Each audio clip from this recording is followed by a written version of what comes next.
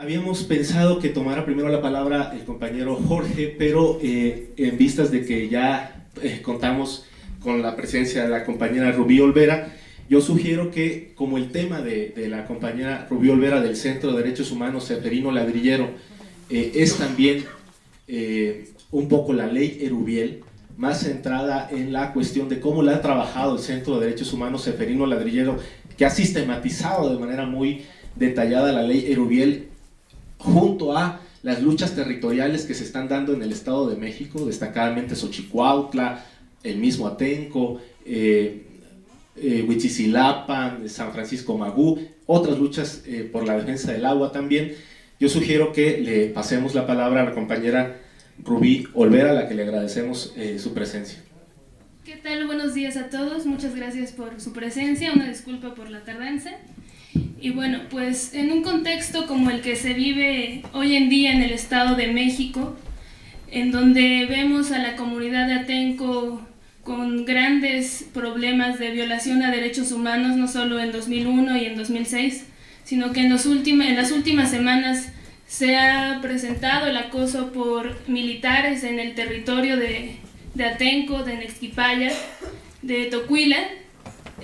También nos encontramos con otros problemas de defensa del agua, del medio ambiente, de la defensa de formas de vida y de estructuras sociales comunitarias.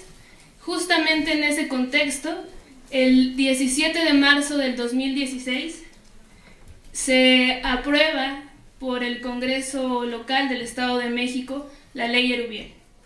Es publicada el 18 de marzo en la Gaceta Oficial y entra en vigor en el próximo julio.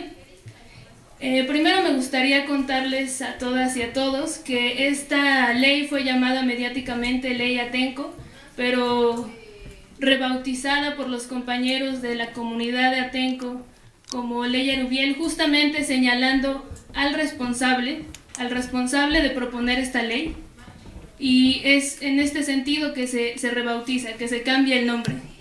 Entonces, lo que encontramos con la ley Erubiel es justamente la legalización de la impunidad y la intención de criminalizar la protesta e inhibir la manifestación. Estas manifestaciones y estas protestas surgen justamente por la violación sistemática de derechos humanos.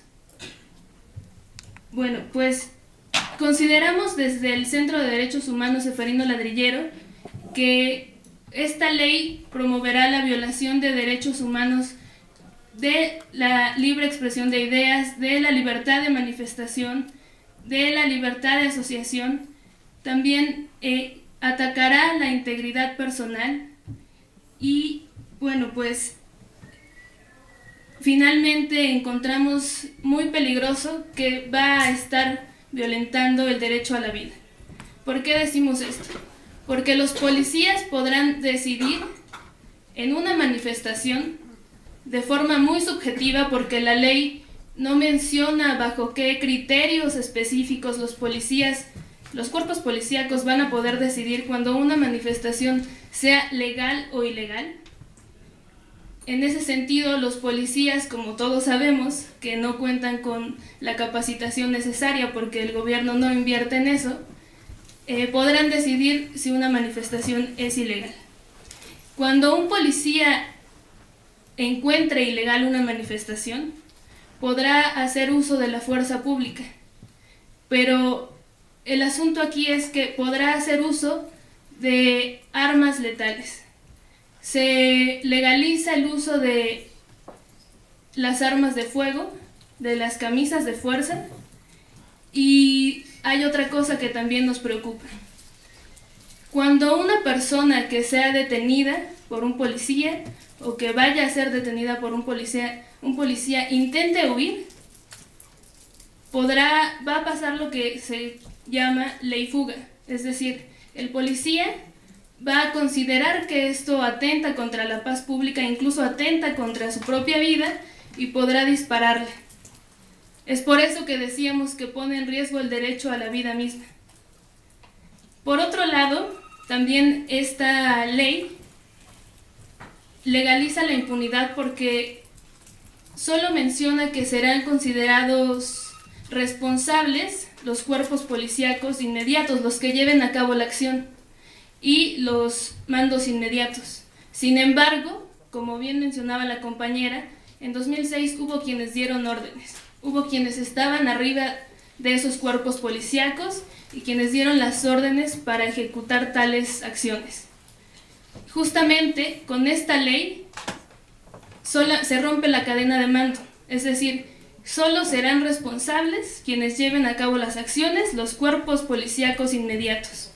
Y entonces, atrocidades como las del 2006, todas esas violaciones a derechos humanos perpetradas por el Estado en el 2006 en Atenco, quedarán justo como hasta ahora, impunes. Solamente que ahora el marco jurídico se transforma para hacerlo legal.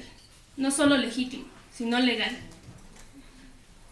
Por otro lado, en el artículo 17 de esta ley se menciona que cuando los cuerpos policíacos estén enterados de que se llevará a cabo una manifestación, ellos, el artículo lo menciona así, con el afán de garantizar el derecho a la manifestación, podrán estar dentro de las asambleas.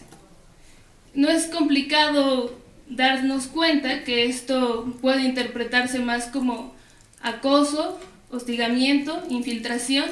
Imaginemos a nuestros compañeros de Atenco organizándose y con la presencia legal de policías en sus asambleas o en sus reuniones para planear sus siguientes estrategias, legítimas, por supuesto. Eso rompe con el proceso organizativo de cualquier grupo, de cualquier comunidad. En ese sentido, consideramos que la ley Atenco, la ley Erubiel, está totalmente creada con destinatarios claros. En este sentido, el destinatario directo son los pueblos, son las organizaciones del Estado de México que están construyendo alternativas, que están defendiendo sus derechos, y por supuesto encontramos un claro destinatario que es el pueblo de Atenco, el pueblo de Nexquipaya, el pueblo de Tocuila, el pueblo de Acuixcómic. Por eso es que desde el Centro de Derechos Humanos Seferino Ladrillero se ha estado preparando un gran número de amparos ante esta ley, porque en cuanto esta ley entre totalmente, cualquier persona que esté en las calles del Estado de México defendiendo sus derechos y exigiendo el respeto de sus derechos al Estado y a las autoridades, podrá ser considerado un criminal. Es hasta ahora la lucha legal que se ha dado, que se está dando, la preparación de amparos. Sin embargo, desde el momento en que todas estas comunidades articuladas en algo que se llama el Fuego de la Digna Resistencia, en donde se encuentran distintas organizaciones y pueblos originarios del Estado de México, han dado una batalla social y política, organizando foros y marchas. A nosotros nos queda claro que necesitamos un Estado de Derecho real, fuerte, y que no solo esté en el discurso, que no solo esté en la modificación de leyes, sino que sea un Estado de Derecho palpable. Justamente eso se necesita y eso es lo que se está exigiendo desde estas comunidades para el respeto de los derechos humanos. Sin embargo, encontramos que el quebranto de estos derechos es una práctica generalizada en distintos escenarios y en distintos contextos. Eso sería todo.